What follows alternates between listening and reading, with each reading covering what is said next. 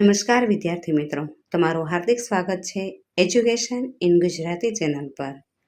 આજનો આપણો વિષય છે ધોરણ 6 વિષય સંસ્કૃત. તેમાં આપણે જોઈએ વંદના. પ્રશ્ન પહેલો છે, નીચે આપેલા પ્રશ્નોના જવાબ માટે યોગ્ય વિકલ્પ પસંદ કરો. પહેલું છે, કોને બ્રહ્મા વિષ્ણુ કહેવામાં આવ્યા છે?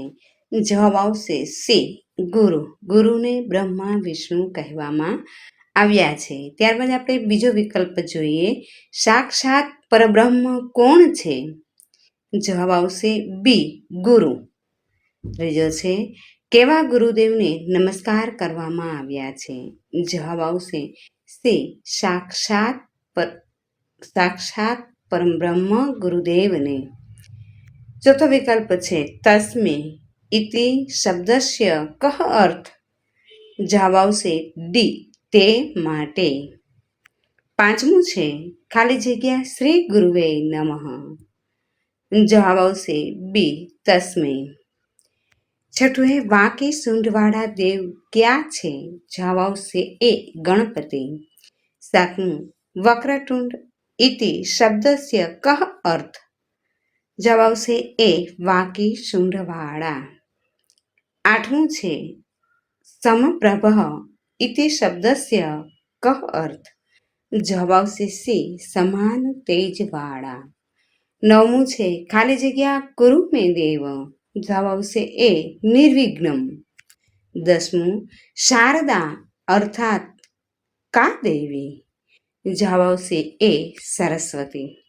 11મું છે, વિદ્યાર્થી દેવી સરસ્વતીને શું કરવા પ્રાર્થે છે? જવાબ આવશે સી, પોતાના પર પ્રસન્ન રહેવા.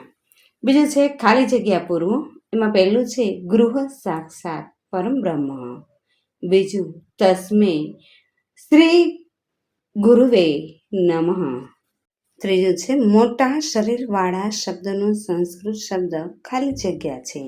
જવાબ આવશે મહાકાય. ચોથું, નમસ્તે ખાલી જગ્યા દેવી. ખાલી જગ્યામાં જવાબ આવશે શારદે.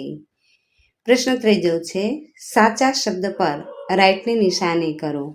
પહેલું છે, પ્રભહ એટલે તેજ. બીજું, કોટી એટલે કરોડ. ત્રીજું, સર્વદા એટલે હંમેશા. ચોથું, મેં એટલે મારું. પાંચમું, ભવ એટલે થાવું. અને છઠ્ઠું, નમઃ એટલે નમસ્કાર. પ્રશ્ન ચોથો છે, નીચે આપેલા પ્રશ્નોના ગુજરાતીમાં ઉત્તર આપો.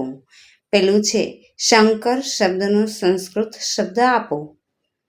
ઉત્તરમ મહેશ્વરઃ. બીજું, કરોડો સૂર્ય સમાન તેજવાળા દેવ ક્યાં છે? જવાબ આવશે ગણપતિ. ત્રીજું, વક્રતુંડ શ્લોકમાં કોને પ્રાર્થના કરવામાં આવી છે? જવાબ આવશે ગણપતિને. ચોથું, વીણા અને પુસ્તક કોણે ધારણ કર્યા છે? જવાબ આવશે દેવી સરસ્વતીએ. પ્રશ્ન નંબર 5, નીચે આપેલા પ્રશ્નોના સંસ્કૃતમાં ઉત્તર આપો. પહેલું છે, ગૃહ સાક્ષાત કહ. ઉત્તરમ ગૃહ સાક્ષાત પરબ્રહ્મ. બીજું, વક્રતુંડ મહાકાય દેવ કહ. ઉત્તરમ વક્રતુંડ મહાકાય દેવ ગણપતિ.